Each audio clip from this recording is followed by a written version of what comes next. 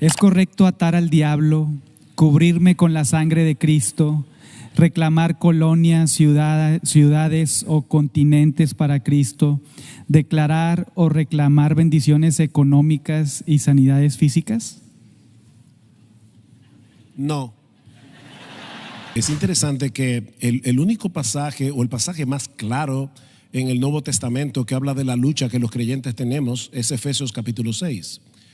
Y el consejo de Pablo no es que atemos al diablo ni que estemos por ahí haciendo, ¿cuáles fueron las palabras que tú usaste? Atar, no sé qué. Cubrirme con la sangre de Cristo. Sí, exacto. ¿Cuál es el consejo de Pablo? Luego de decir que no tenemos lucha contra sangre y carne, dice, por tanto, tomad toda la armadura de Dios para que podáis resistir. Cuando lees todas las piezas de la armadura, te das cuenta que lo que Pablo está diciendo es: apertréchate del evangelio, cimenta tu vida en lo que ya Cristo hizo en la cruz del Calvario para perdonar todos tus pecados y para liberarte de la esclavitud del pecado. El pecado todavía mora en nosotros, pero ya no somos esclavos del pecado. Nuestro rey se llama Jesús y por lo tanto debemos afianzarnos en el evangelio, en la obra que ya Cristo hizo a nuestro favor. Entonces, en vez de estar atando y cubriéndote con la sangre de Jesús y todo lo demás, apertréchate del evangelio. Cubre tu mente con el evangelio. Usa el escudo de la fe. Usa las promesas de Dios para no ser engañado por las tentaciones y sutilezas del pecado.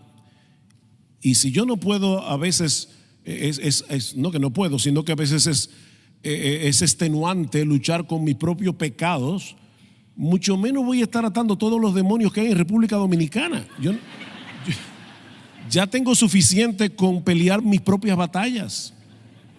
Entonces, empapa tu mente de la palabra de Dios, afiánzate en las promesas de Dios y en lo que ya Cristo hizo por ti en la cruz del Calvario, y vas a poder pelear bien esta batalla con toda la armadura.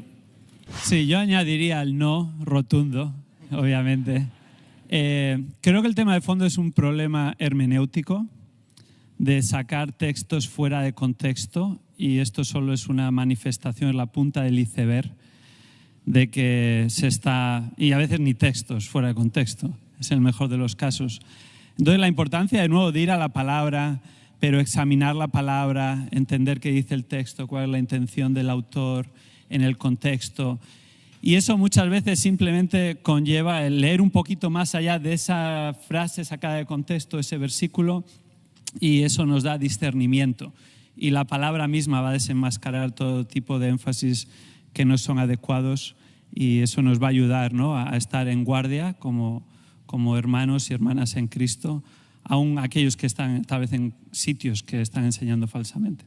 Y creo que vemos una tendencia en ciertos círculos carismáticos donde atribuyen un poder realmente divino a Satanás y a los demonios, y no es correcto, es blasfemia.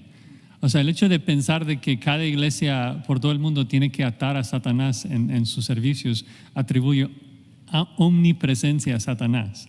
Satanás no es omnipresente, no está aquí. Entonces, o sea, esto es atribuir un atributo divino a Satanás. Esto es una blasfemia tremenda. La gente piensa que Satanás puede como implantar ideas, pecado en su mente, o sea, está realmente dando a Satanás un poder que no tiene. Tratan a Satanás como si él fuese el soberano en este mundo, y no lo es. O sea, hay un solo soberano, es Dios. Lutero dijo que aún el diablo es el diablo de Dios. O sea, Dios es quien controla todas las cosas y nosotros nos sometemos a Dios, ¿no? No tenemos que estar atando al diablo, tenemos que resistir al diablo y huirá de nosotros. Tenemos que obedecer los mandatos bíblicos de derrumbar sus argumentos, llevar cautivo a todo pensamiento a Cristo, y eso es todo.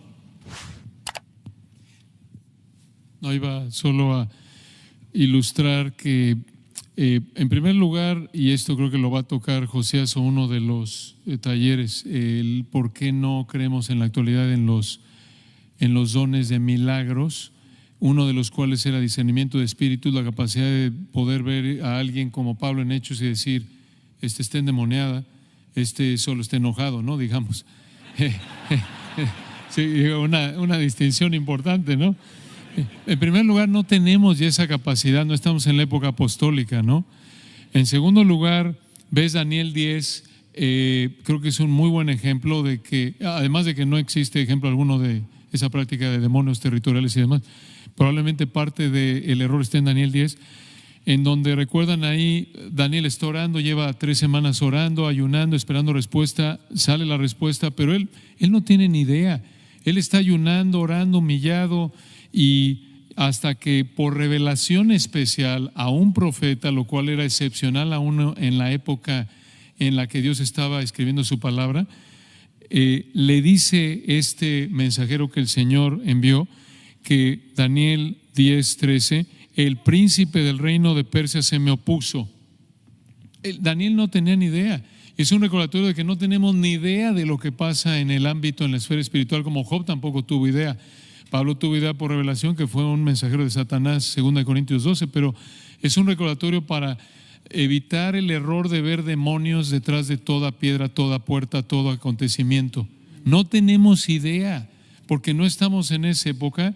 Incluso voy al punto del área de cuando estoy luchando con cierto pecado, pensamientos. La Biblia no nos da un indicador claro que diga, mira, si te duele la cabeza del lado derecho es que ese pensamiento es tuyo, del lado izquierdo es un demonio. No nos dice, y gracias a Dios por eso, ¿no? Si no estaremos, este es demonio, soy yo, demonio soy yo.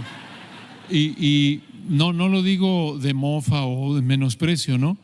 Porque muchos de nosotros hemos creído así y se nos instruye.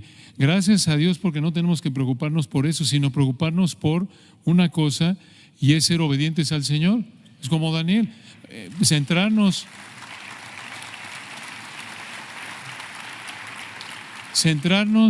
en nuestra santificación, centrarnos en que la palabra de Cristo mora en abundancia en nosotros, centrarnos en someternos al Señor, en cuidar nuestros pensamientos, en si tu ojo derecho te es ocasión de querer, sácalo y échalo. Evitar cualquier fuente de tentación de manera drástica. No nos metas en tentación, dependiendo del Señor en oración. Y palabra, andar en el Espíritu. Esa es nuestra responsabilidad. No estar tratando ahí de ver, ¿será demonio o no? A ver, no, Dios no nos ha dado esa facultad, ni capacidad, ni responsabilidad.